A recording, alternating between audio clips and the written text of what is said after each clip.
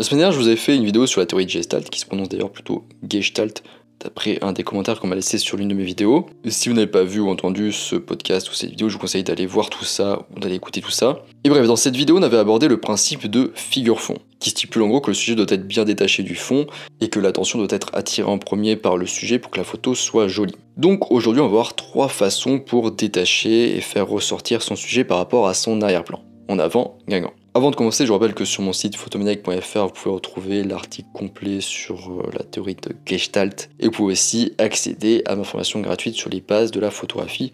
Je vous invite à vous y inscrire si ce n'est pas déjà le cas. Alors la première façon, c'est d'éviter que le sujet et l'arrière-plan aient un contour commun. Si vous tapez sur Google images d'Edgar Rubin, donc E-D-G-A-R plus loin R-U-B-I-N, vous allez tomber du coup sur une image qu'on a déjà vue dans la vidéo sur la théorie de Gestalt, où on voit 2 personnes de profil de chaque côté et un vase au milieu. Et du coup sur cette image, il est difficile pour l'œil de comprendre ce qui est le premier plan ou l'arrière-plan. Et du coup dans cette image, on peut déjà voir l'impact d'un contour commun sur notre capacité à discerner le sujet de l'arrière-plan. Si la ligne de contour est commune, on aura la sensation qu'elle se déplace d'avant en arrière, et ça se traduit du coup dans cette image par le fait qu'un coup on voit les 2 visages comme sujet au premier plan, et un coup on voit le vase comme sujet au premier plan.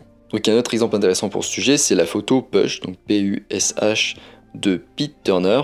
Donc Pete Turner s'écrit P-E-T-E pour Pete, et Turner T-U-R-N-E-R. Donc la photo en fait c'est une poubelle qui a été prise de face, donc on voit la poubelle qui est jaune et rouge, et en arrière-plan, tout derrière en fait on voit une plage qui s'étend avec un petit peu la mer et le ciel bien bleu derrière. Et donc la photo elle est prise depuis une position qui aligne le sommet de la poubelle avec la ligne d'horizon au loin. Et ainsi la poubelle et la ligne d'horizon au niveau de la mer, qui est positionnée du coup entre la mer et le ciel, partagent le même contour.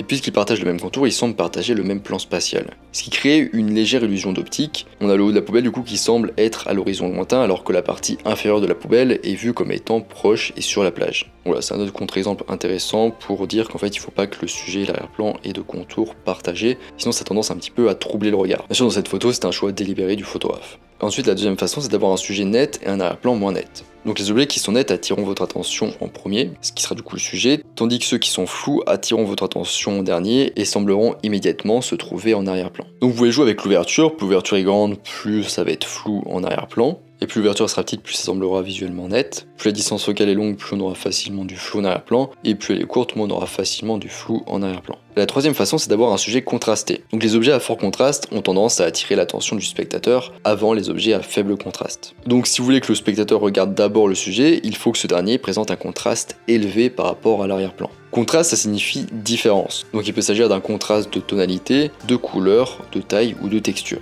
Pour le contraste tonal par exemple, on peut penser aux techniques de clair-obscur qu'on peut utiliser en portrait, avec un sujet éclairé qui est clair et un fond sans lumière très sombre. Il leur fait un podcast, un article et une vidéo à ce sujet. Ensuite on peut avoir le contraste de couleurs. Donc les yeux ils sont naturellement attirés en premier lieu par les couleurs qui sont plus vives et plus chaudes comme l'orange, le jaune et le rouge. Puis aussi le contexte qui est important en fait au niveau de la couleur. Pour vous donner un exemple, une zone rouge entourée d'une couleur de fond similaire aura l'air désaturée par rapport à la même zone rouge sur un fond vert du coup, entouré de vert. Donc ça pour dire que la couleur elle n'existe pas seule, elle a besoin d'un contexte et d'une couleur en arrière-plan. Du coup pour que ça contraste et pour que ça attire l'œil. Donc généralement en fait on a les couleurs chaudes en premier plan qui fonctionnent bien et qui attirent bien le regard, et en arrière on aura plutôt des couleurs froides, qui sont en général plus ternes, moins visibles. Si vous aimez la peinture, vous avez Joseph Mallord de William Turner et Henri Matisse qui étaient très doués dans leur gestion de la couleur. Ensuite on va avoir un contraste de taille. Donc l'esprit il percevra les éléments qui sont plus grands comme étant plus proches et faisant du coup partie du sujet, et les éléments qui sont plus petits, ils paraîtront plus éloignés et seront perçus du coup comme faisant partie de l'arrière-plan, surtout s'ils contrastent pas du coup avec l'arrière-plan. Donc en gros, plus un élément prend de place dans une photo et plus on aura tendance à le prendre pour le sujet. Et enfin on a le contraste aussi avec l'espace négatif. Donc dans ce cas l'esprit il perçoit la plus petite surface comme le sujet et la plus grande surface restante comme l'arrière-plan. Du coup ce qui prend un petit peu le contre-pied avec la technique d'avant. Mais du coup ce contraste il fonctionne seulement à 2 conditions. Déjà il faut que l'arrière-plan il soit assez uniforme.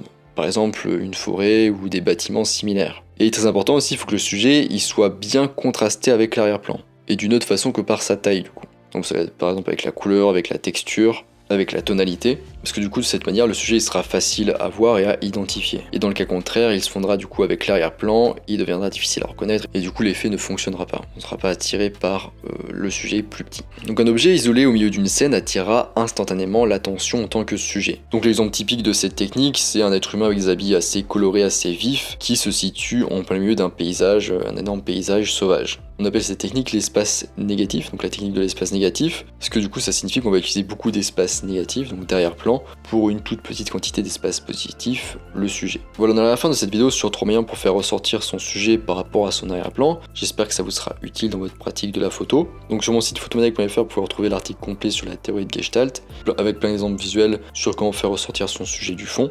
Et sur mon site, vous pouvez aussi retrouver ma formation gratuite sur les bases de la photographie. Je vous invite à vous inscrire si ça vous intéresse. Moi je vous laisse ici à votre sujet et à votre arrière-plan et je vous dis à bientôt sur Internet mondiaux.